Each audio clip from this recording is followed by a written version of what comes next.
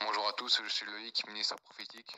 Aujourd'hui, je vous fais part de deux rêves que j'ai reçus le 15 et le 16 février 2022.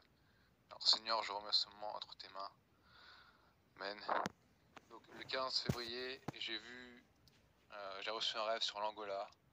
Je voyais une ou plusieurs personnes armées de machettes. Et je comprenais qu'elles allaient ou avaient attaqué des civils, donc d'autres personnes. Il me semble également que j'ai vu une scène d'attaque. Et dans le rêve, je me mettais à cogiter. Je me disais que c'était l'héritage de la colonisation anglaise. Donc peut-être que ce rêve, c'est ce qui va se passer dans le futur dans ce pays. Je ne sais pas, c'est... Au cas où, intercédez s'il vous plaît. Donc dans le deuxième rêve, le 16 février 2022, donc là ça concerne la France. Donc je regardais la télévision, je regardais la chaîne France 5 et l'émission C'est à vous. Donc je ne sais pas, je pense que peut-être que des gens connaissent cette émission, que je ne regarde pas personnellement, mais bon, bref. Donc dans cette émission, on pouvait voir une journaliste, une vieille dame, aux cheveux assez courts, qui parlait de tous les gens, enfin, qui parlait des complotistes, donc qui voulait, elle voulait en fait, elle expliquait, voilà, elle mettait des raisonnements logiques derrière ces gens, des explications psychologiques pour les faire passer, enfin, je suppose pour les faire passer pour des gens qui ne sont pas du tout dans la vérité. Mais ce qui m'a, enfin, je voyais son prénom, alors, pas son prénom, mais son nom de famille. Son nom de famille était assez particulier. Elle s'appelait, alors, attendez, voilà. Autrement de la déesse. Alors, je répète, autrement de la déesse. O-2-T-R-O-M-A-N. Et de la déesse.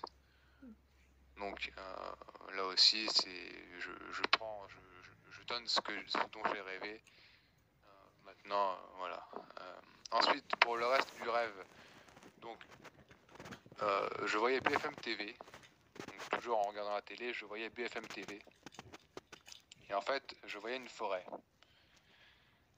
Et donc ça disait qu'il y avait eu plusieurs meurtres et ou enlèvements d'enfants. Alors, je ne sais pas s'il y avait une voix off qui le disait, mais je comprenais ça en tout cas. Il y avait eu plusieurs enlèvements ou meurtres d'enfants dans le pays, peut-être même les deux. Et donc je sentais que le pays était consterné, abasourdi.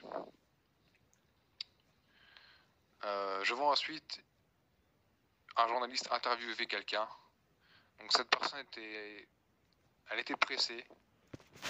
Elle n'était pas concentrée sur l'interview. Derrière elle, je voyais une fille métisse qui courait, elle aussi. Enfin, elle courait, elle était aussi pressée. Elle s'est mise à courir. Et derrière également, il y avait un bâtiment.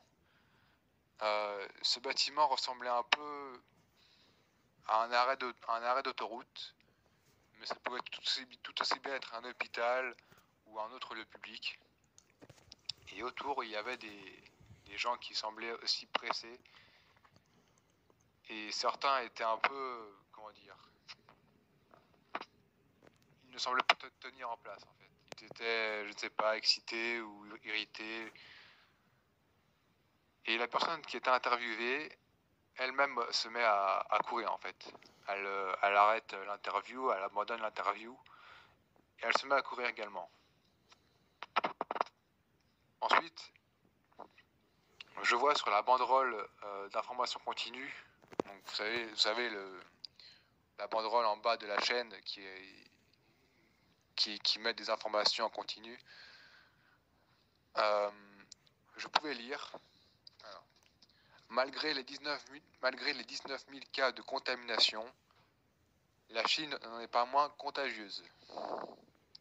Donc, il me semble que là, il s'agissait du coronavirus, mais il peut aussi également s'agir d'autre chose. Je ne sais pas exactement, mais voilà ce qu'il avait écrit. Donc je répète, malgré les 19 000 cas de contamination, la Chine n'en est pas moins contagieuse. Donc je pense que là c'est un appel, je pense que là il faut vraiment intercéder et prier parce que je pense que le rêve parle pour lui-même. Soyez bénis, à très bientôt, au revoir. Alors, veuillez nous excuser pour la qualité de l'audio. Il y aura le rêve écrit noir sur blanc dans la description de la vidéo. Merci à vous.